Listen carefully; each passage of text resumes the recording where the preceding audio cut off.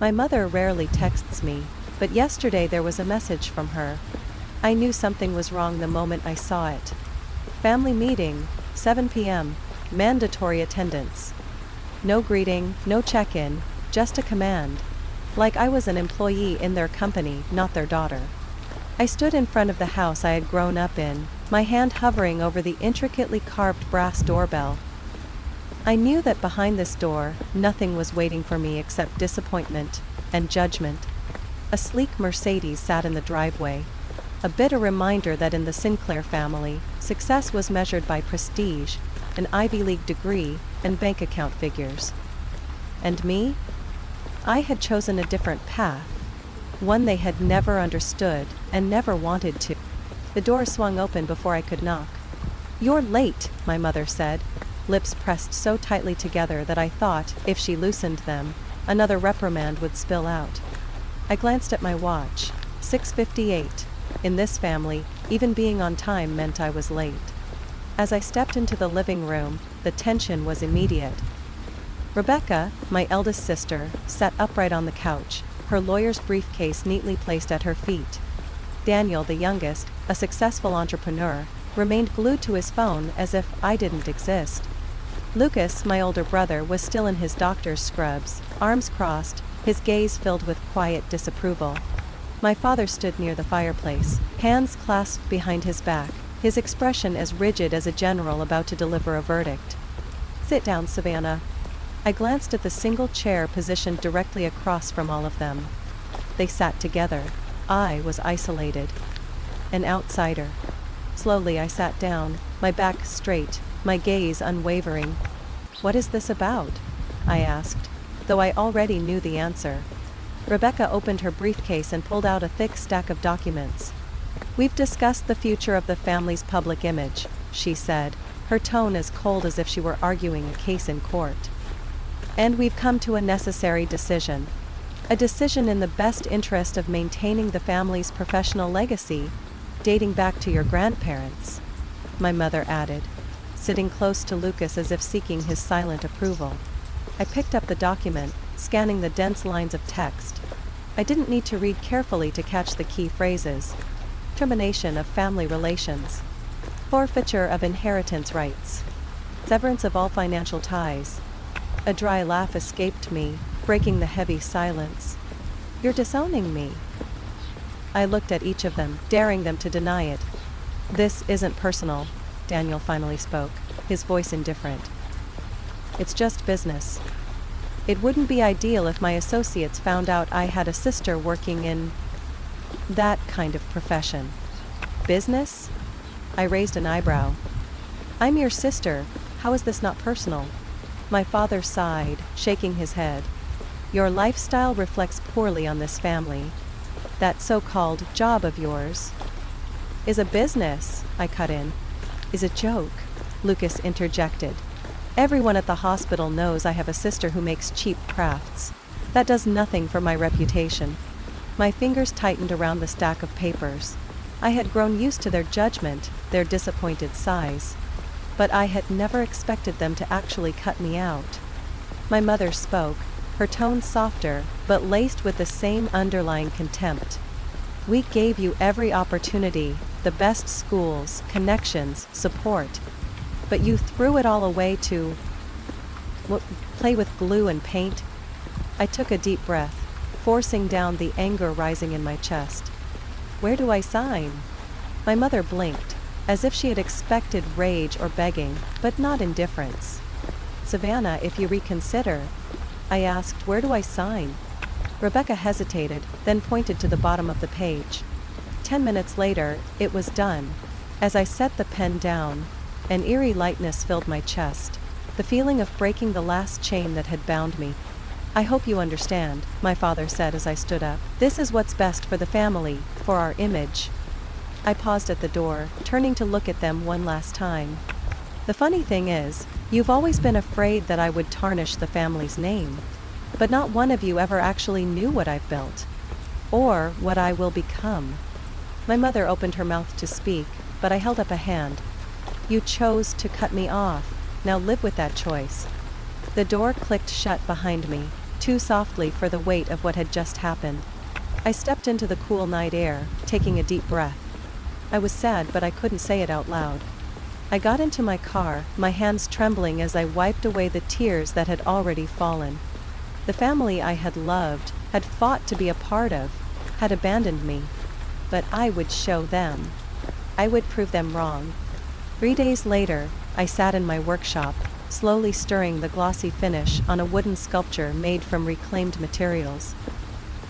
I had worked through the night to complete it, not because of a deadline, but because I didn't want to think.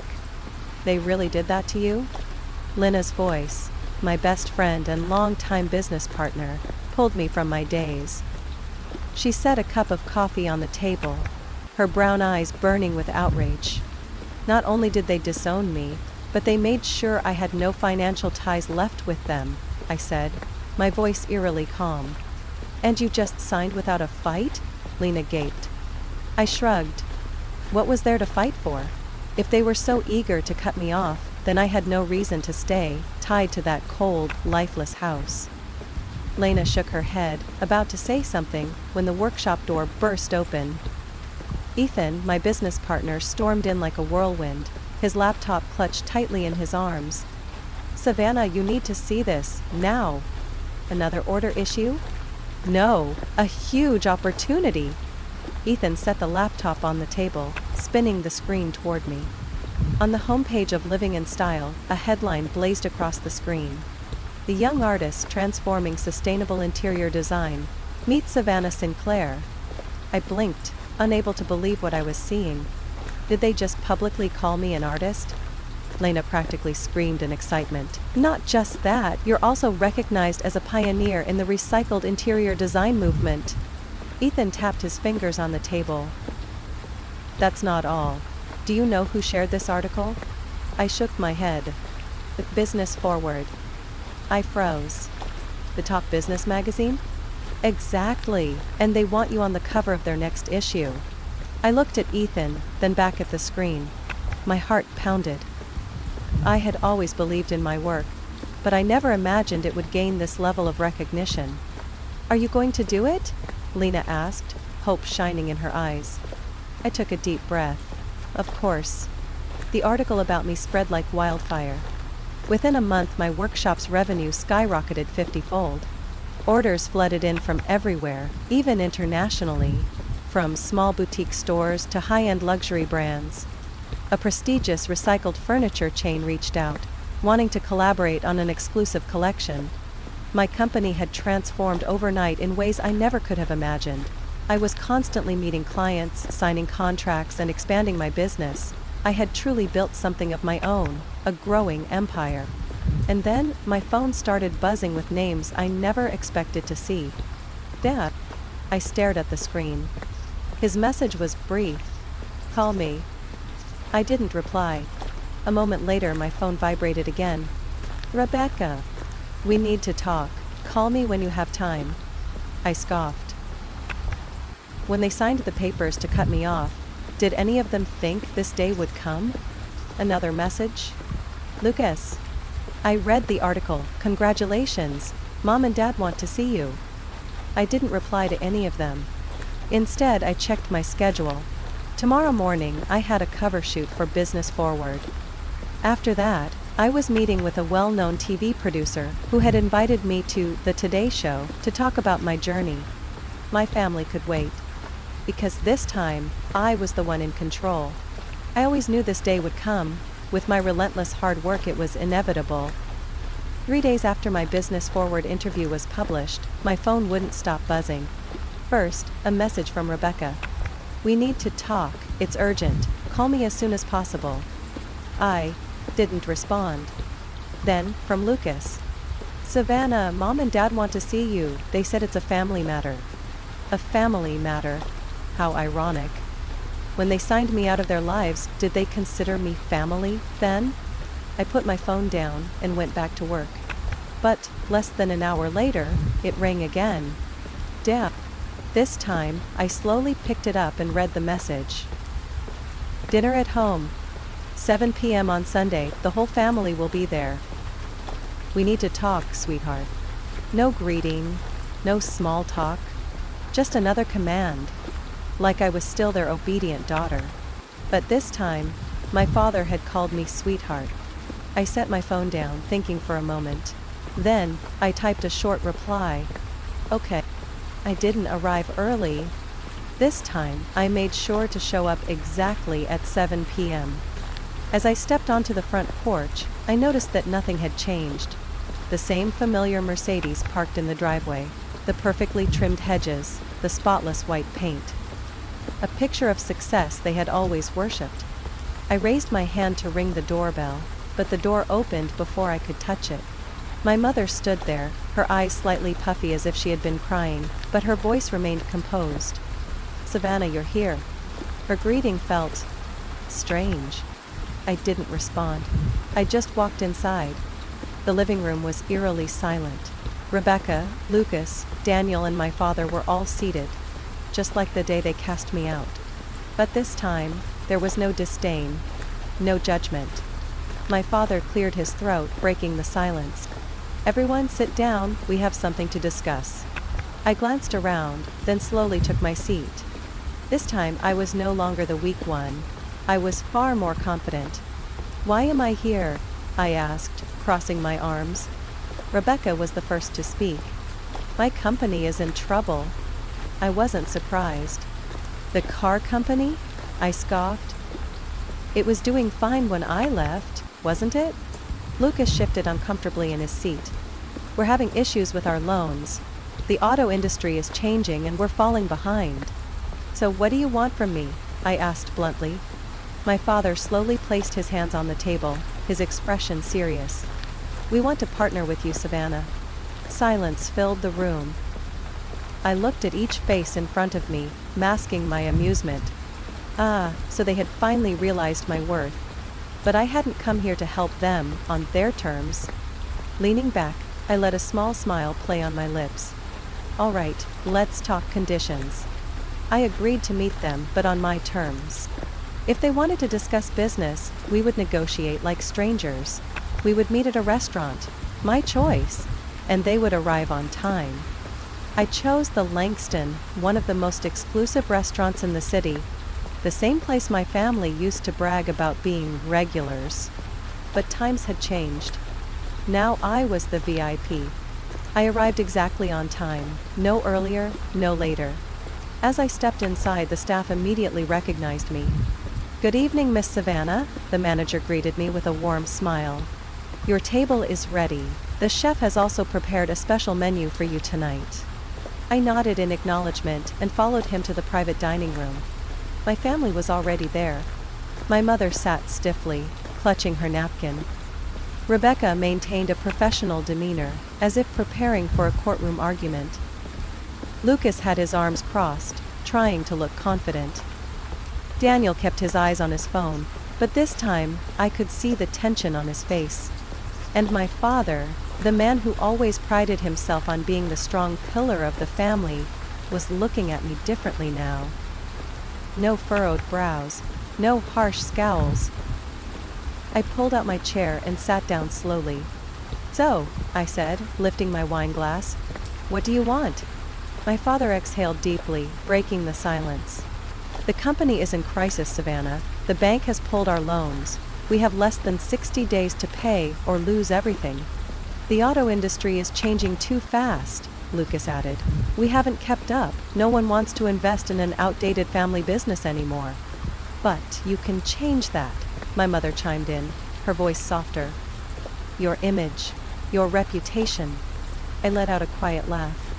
"My reputation?" I tilted my head. "You mean the same reputation you called shameful a year ago?" No one spoke. I set my wine glass down and folded my arms. "You don't want me," I said, calmly but sharply. "You want what I can bring you." Rebecca sighed and pulled out a file. "Savannah, we're all adults, this is business. Yes, we made mistakes, but we need to save this company and we need a new direction. If we partner," I let out a dry chuckle. "You didn't partner with me when you threw me out of your lives, but now, when the company needs saving, suddenly I'm a valuable business associate?" My father gritted his teeth. You don't have to do this, Savannah. Do what, Dad? I tilted my head. Live by my values? Stand by what I believe in? You always told me never to let anyone take advantage of me. Well, if this is me doing this, then congratulations. I'm following your advice. The air in the room grew heavy. A waiter stepped in, quietly placing the appetizers on the table. No one touched the food. After a long silence, my mother placed her hands on the table, looking at me with pleading eyes. You're the only one who can help us. I stared at her for a long moment. Then, I stood up. I used to value family, I said slowly. If, back then, you had simply supported me, I wouldn't hesitate to help you now. But you made one thing very clear. I'm not part of this family anymore. Because my career, my lowly job, was a disgrace to you. I picked up my bag and turned to leave. Savannah! My father's voice called after me, laced with impatience. Name your price. Whatever it is, we can negotiate. I stopped, glancing back at them one last time. You're mistaken, Dad, I said, a faint smile on my lips. My price isn't money. It's trust. And you can't afford it anymore. You threw it away a year ago. Then I walked out of the room, leaving them with their untouched meals and the bitter truth they had never wanted to hear. As I exited the restaurant, I felt lighter than ever. 3 months ago they pushed me out of their lives. Now, as everything crumbled, they wanted me back. Like nothing had ever happened. I said no. And I didn't regret it. But life has a funny way of playing its own games. Not even 2 days later, another door opened. One I had never dared to dream of. You need to sit down, right now. Ethan burst into the workshop, his face beaming with excitement. I glanced up from my workbench, where I was carefully arranging stained glass pieces for a new project. What's going on? I muttered, but Ethan was already rushing forward. No, Savannah, you really need to see this right now. He set his laptop down in front of me, the screen displaying an email from a name I never expected to see. The Museum of Modern Art. MoMA. I froze. They want my work? Not just that, Ethan gasped. They want you as the featured artist in their upcoming sustainable art exhibition. This isn't just a big opportunity, Savannah. This is the pinnacle. I sat there, staring at the screen, my mind spinning. MoMA, one of the most prestigious museums in the world. If I accepted, my work wouldn't just be featured in fashion magazines or high-end showrooms. It would become art. It was everything I had ever dreamed of. I slowly leaned back in my chair, feeling the heavy thump of my heartbeat in my chest. But when one door opens, the past always finds a way to knock. Just a day later, a message from Lucas appeared on my phone. Mom has been crying a lot. Dad too. Can you come see them? I didn't respond. A few hours later, Rebecca sent a long email.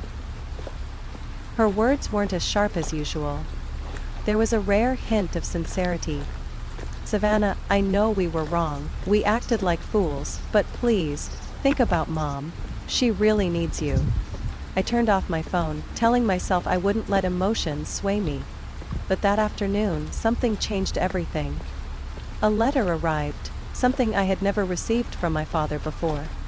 Slowly, I opened the envelope and recognized the strong, familiar handwriting. Savannah, I've written this letter dozens of times, but there is no way to make it perfect, no way to justify what I've done. I was wrong. About everything. You have always been the strongest one in this family, not because of your success or fame, but because you had the courage to choose your own path, despite everything. It took me too long to realize that. And maybe, I don't deserve to have you back. But if you can give me a chance to make things right, I would be grateful. Love. Dead. I clenched the letter in my hands, feeling something I had never felt toward my father before. Authenticity. I spent the entire night thinking. I wasn't the girl who needed my family's approval anymore, but if I were to help them, it would be on my terms. So the next morning, I sent a single message to my father. We will have a short conversation, but this time, on my conditions. The family meeting took place in a hospital room, a setting none of us had ever imagined would be the backdrop for such a pivotal moment. My mother had been admitted due to stress and exhaustion. According to the doctor, rest was what she needed most. But even from her hospital bed she gripped my hand, tears sliding down her face. "You came," she whispered, her voice hoarse with fatigue. I nodded but said nothing. The others sat around a small conference table outside her room. My father, Rebecca, Lucas, and Daniel, all waiting for my decision. I opened my briefcase and placed a stack of papers on the table. "If I help you, these are my terms." I looked at each of them. No one objected. They knew they had no room to negotiate. I tapped the documents with my pen. Sinclair Auto will cease to exist. It will be rebranded as Sinclair Electric, a sustainable electric car brand incorporating recycled art into its design and showrooms. Lucas raised an eyebrow. "What do you mean?" I met his gaze. "The world is changing, Lucas. You are too slow to adapt. If this company wants to survive, it has to become something entirely new. And I'm the one who will make that happen." I pointed to the first line of the contract. "I will be CEO. I will hold 51% ownership and have full executive control. None of you will have the authority to interfere." Rebecca frowned. "But no buts," I cut her off. "Dad will hold the title of honorary advisor, but he will have no decision-making power. And the rest of you," I glanced at Lucas, Rebecca, and Daniel, "will only have shares based on actual contributions. No one gets privileges just because they're family." My father was silent for a long time. Then finally, he nodded. "That's fair." I raised an eyebrow, surprised at how quickly he accepted. Then I realized he had no other choice. "On last condition," I continued, looking at each of them. "If we do this, then the past ends here. No one gets to call me the disgraceful child, or the family betrayer anymore. If you want my help, then you acknowledge that I was never the problem. You were." Silence filled the room. My mother's eyes welled with fresh tears. My father sat deep in thought. The first to break the silence was Rebecca. "You're right," she sighed. "We were wrong." Lucas lowered his head. "I was too arrogant to see what you were doing. But now, I understand."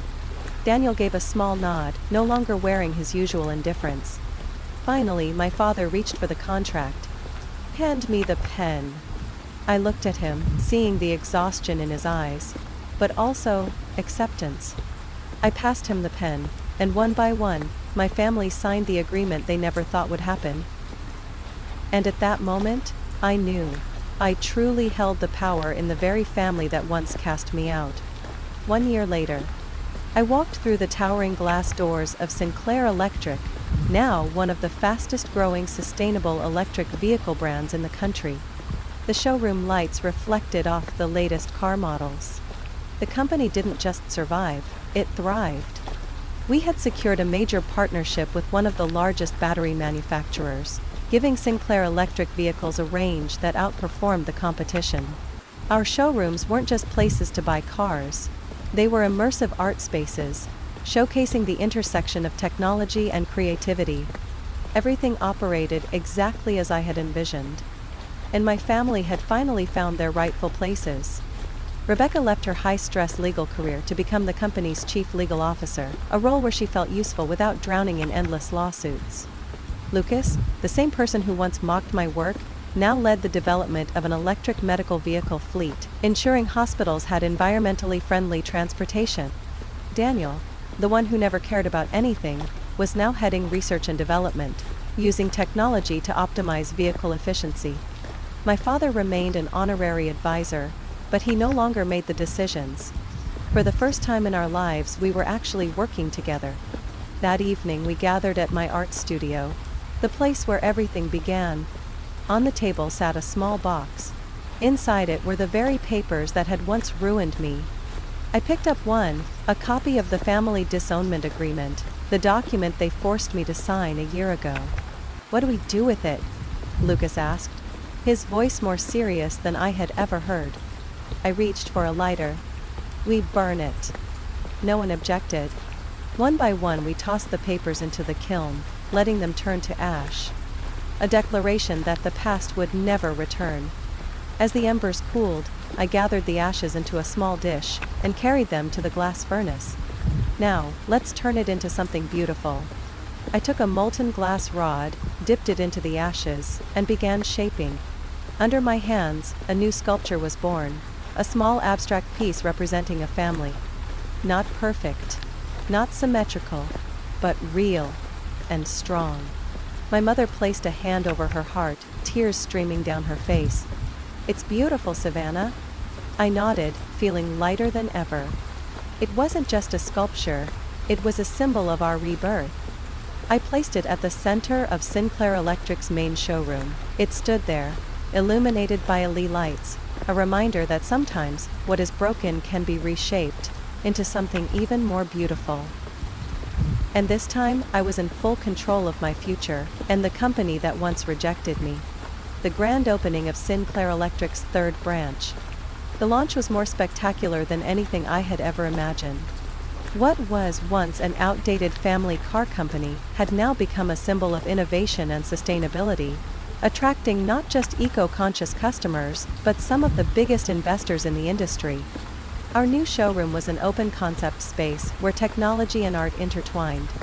Sleek electric vehicles stood beside handcrafted sculptures made from recycled materials.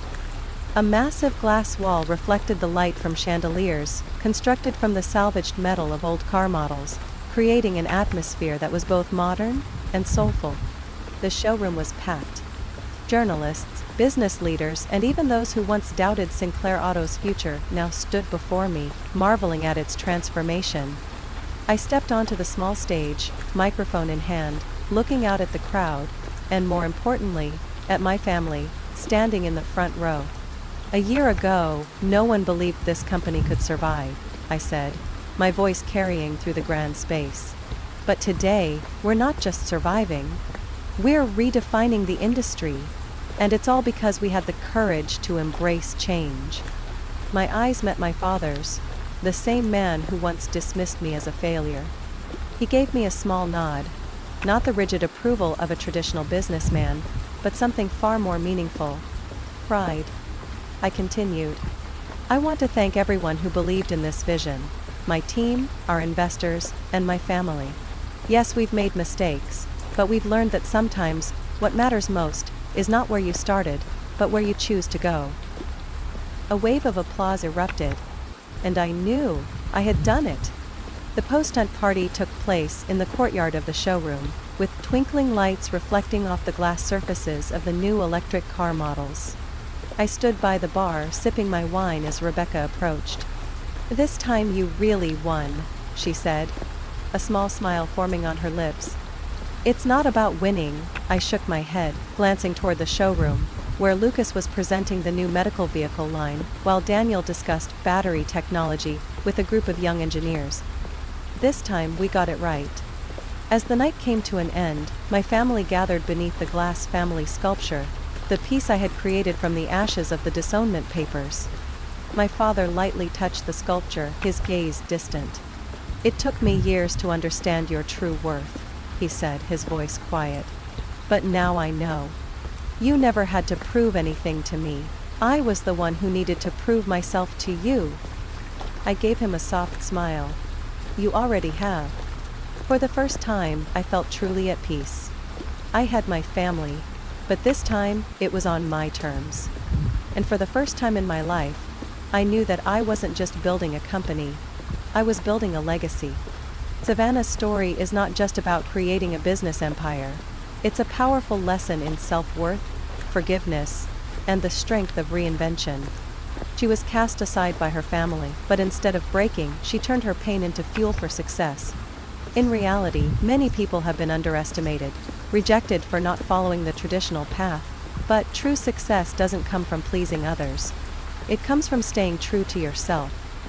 And sometimes, the best revenge isn't resentment. It's living a life you are proud of. Savannah's journey is a testament to the power of resilience and independence. What do you think of her story? If it were you, would you forgive and help your family after everything? Share your thoughts in the comments, and don't forget to follow the channel for more gripping and inspiring stories about family and life.